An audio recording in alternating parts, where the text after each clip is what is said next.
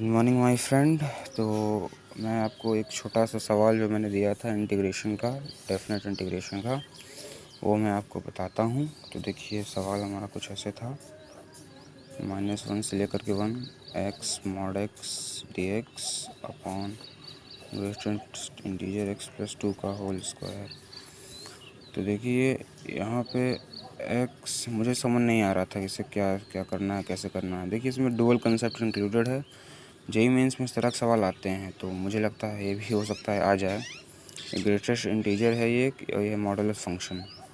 कुछ मुझे समझ नहीं आ रहा था, x प्लस 2 को मैंने चुपचाप से टी पुट कर दिया, दोनों साइड सेल्फ डिफ्रेंशिएट किया, dx बराबर dt हो जाएगा।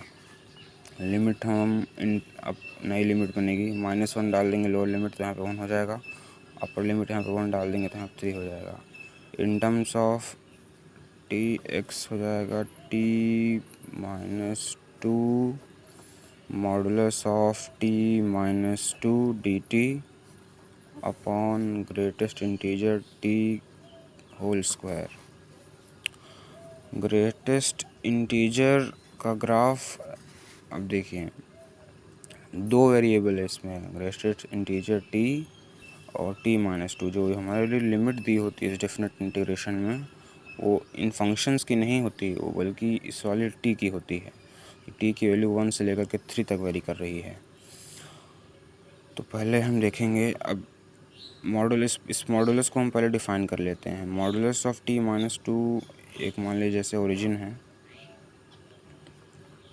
मॉड t-2 2 पे काटेगी तो उसका ग्राफ कुछ ऐसे खिंचेगा, 2 पे काट दी तो राइट साइड वाला यहाँ पे निगेटिव हो जाएगा, तो माइनस ऑफ t-2, इधर वाला प्लस t-2। मतलब 2 के पहले फंक्शन निगेटिव है, 2 के बाद फंक्शन पॉजिटिव है। और ग्रेटेस्ट इंटीजर 2 तो आप जानते ही होंगे, जैसे इंटीजर बनाने का काम करता है। जैसे 1.6 लिखा है तो 1 कर देगी, 2.9 लिखा है फिर भी ये 2 कर देगी, भले 3 के क्लोज है लेकिन फिर भी 2 कर देगी। ग्रेटेस्ट इंटीजर का ग्राफ इस तरह से होता है, ऐसे जाती है ग्रेटेस्ट इंटीजर की ग्राफ। ये हमारी 0 1 2 3 ये 4 इस समथिंग इस तरह की। देखिए t की लिमिट हमारी 1 से लेकर के 3 तक वेरी कर रही है, और हमारा फंक्शन जो मॉडुलस वाला है मॉड ऑफ t-2, वो यहाँ से 2 के पहले निगेटिव है और 2 के बाद में पॉजिटिव है। तो पहले हम, और हमारी लिमिट तो 1 से स्टार्ट हो रही है, तो 0 का यहाँ पे कोई सिग्निफिकेंस नहीं है। तो हम देखेंगे 1 से लेकर के 2 तक फंक्शन देखेंगे हम पहले। 1 से लेकर के 2 तक में ये वाला फंक्शन निगेटिव है, तो ऊपर t-2 ऐसे लिखा रहा, और जो मॉड ऑफ t-2 यहाँ का है वो यहाँ पे हो जाएगा माइनस ऑफ t-2 dt। और 1 से लेकर के 2 तक का इंटीजर हमारा 1 होता है। 1 से लेकर के 2 तक इंटीजर 1 होता है, तो 1 का स्क्वायर हो जाएगा, प्लस 2 से लेकर के 3 तक मॉड का वैल्यू पॉजिटिव, तो t-2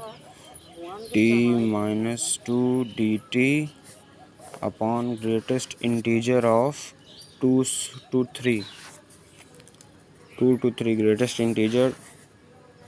ये स्क्वीज़ फंक्शन है, ये 2 और 3 के बीच में फंसा हुआ है, इस इंटरवल में पॉजिटिव दे रहा है और ओपन इंटरवल है, तो 2 और 3 का इंटीजर हमारा 2 होगा, यहाँ पर 2 का होल स्क्वायर।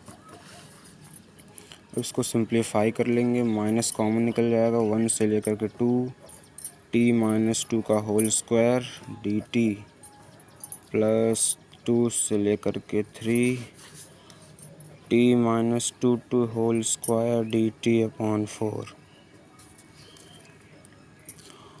इसका इंटीग्रेशन हो जाएगा t-2 का क्यूब अपॉन 3, लिमिट हो जाएगी 1 से लेकर के 2, प्लस 1/4 ऐसे लिखा, बाहर निकल जाएगा, और t-2 का स्क्वायर हो जाएगा t-2 का क्यूब अपॉन 3, 2 से लेकर के 3 तक। लिमिट पुट कर देंगे अब यहाँ पे -1/3 बाहर निकल जाएगा, 2 डालते ही 0, -1 -2 का क्यूब तो -1 हो जाएगा, प्लस 1/4 1/12 यहाँ से बाहर निकल जाएगा, 3 डाल देंगे तो 1 हो जाएगा और 2 डाल देंगे तो 0। तो जो फाइनल आंसर यहाँ से निकल के आएगा -1/3 + 1/12, एलसीएम हो जाएगा 12, ये हो जाएगा -4 + 1 -3/12, that's gonna be -1/4। So greatest 1 to 1 integration x of mod x dx upon greatest integer x + 2 का होल स्क्वायर का आंसर इंटीग्रल का आएगा -1/4। आ सकता है क्वेश्चन एग्ज़ाम में। ठीक है, आप देख लीजिएगा। Thank you. जहाँ डाउट हो बताइएगा।